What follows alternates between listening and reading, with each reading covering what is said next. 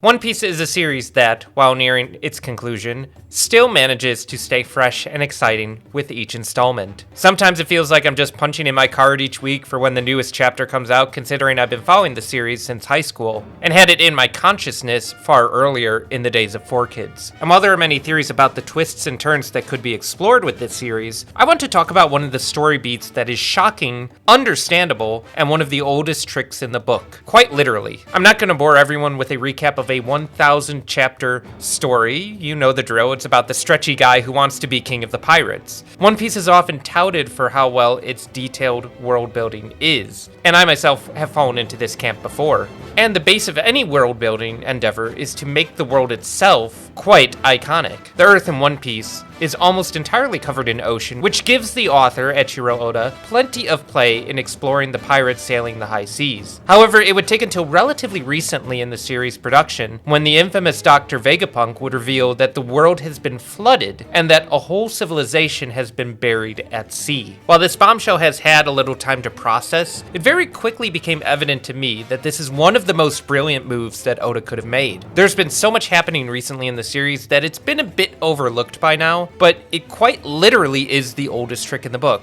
Not only is this a perfect explanation for why the world is covered in water, but it draws inspiration from a few sources, those of which I'm going to talk about in this video. And to understand that and why this decision bolsters the world building of the series, we'll have to take a look at the oldest story put to stone, Gilgamesh. Side note, this is very precise language considering I talked about the Iliad in a previous video, the oldest story put to page. I was specifically talking about papyrus in that context. Gilgamesh comes from stone tablets that were deciphered from cuneiform. Gilgamesh tells the tale of a king by that name ruling over Uruk, what is commonly known as Mesopotamia. This story follows the friendship of the king with Enkidu, a beast man, as they become friends, contemplate dreams, conquer monsters, and thwart gods. The culmination of this story is Gilgamesh's desire to overcome death itself, which leads him to a man, Utnapishtim, a survivor of the era of gods before all of mankind was destroyed by a flood. What makes the Gilgamesh tale so interesting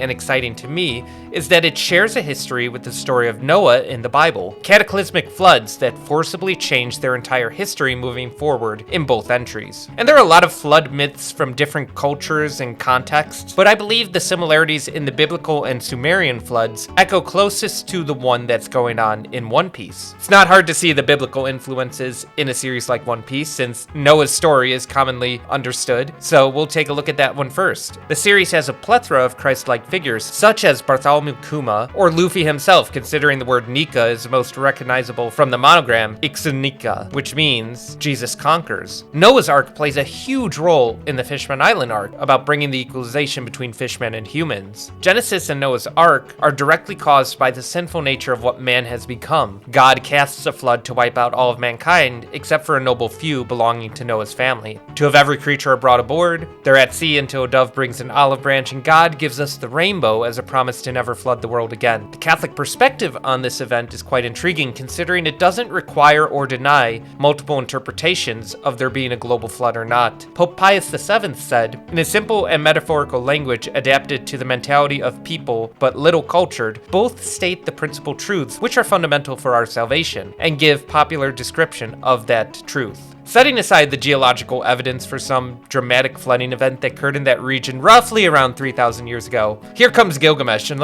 another story of that era which explicitly states the flood occurred. When I first learned how similar they were, it was mind-blowing because it shows evidence for things that we believe in found in different places. So how does this tie into the story of One Piece? What does it mean for the characters, the lore, and the title of the best-selling manga? Starting with the characters, a choice like this opens up many interesting avenues, particularly because there's a sentient humanoid creature that could have witnessed a lot of these wonders if they had ventured deep enough. The Fishmen. This also gives credence to the places like Fishman Island or the original Wano and characters from said places. In Luffy, you have a Christ-like figure, one who wants to prevent the world from becoming flooded again. But the gods of Gilgamesh are a little less forgiving. We see bits and pieces of this with the celestial dragons in Mary Joie. These characters function as gods in this universe, but in recent chapters have included the gods' knights and the five elders. The flood in Gilgamesh comes from the apathetic nature of the gods towards their own creation. Enlil sends the flood basically because the people on Earth are partying too hard, and it disturbs his sleep. It seems a little strange given the amount of joy and festivities that the people of Uruk engage in, but this has something to say about the first civilization. The gods don't mind the growing population of people when they happen in the context of civilization. This is a consistent question within Gilgamesh. What does it mean to be civilized? We get a glimpse of this through the eyes of Enkidu, the beast man who becomes civilized by the priestess of Ishtar, Shamat. Enkidu subsequently loses his animal-like strength, and he begins to contemplate what his role is. Eventually, this culminates in the victory over Hambaba of the Cedar Forest, leading Enkidu to desecrate the goddess Ishtar. For his actions, he suffers death,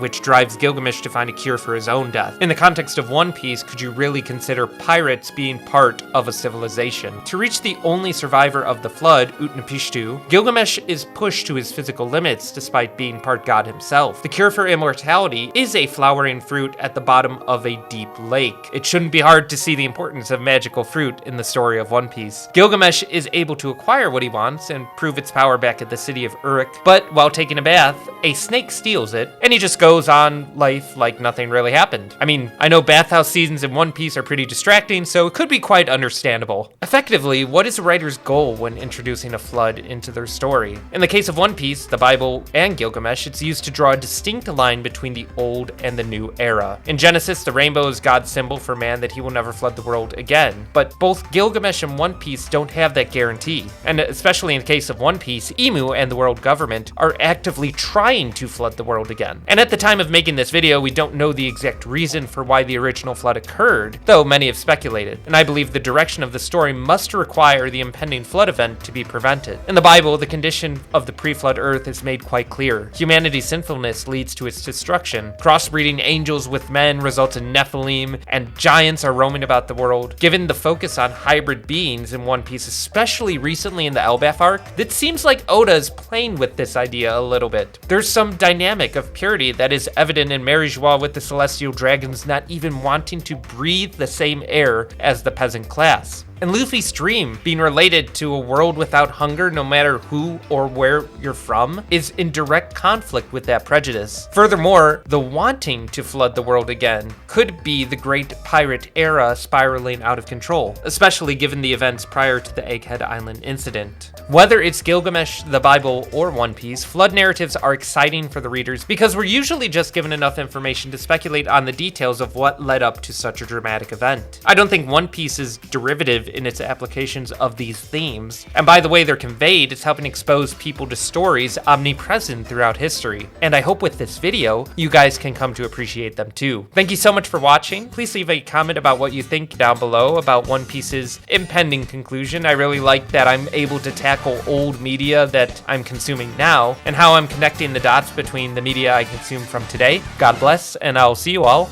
next time.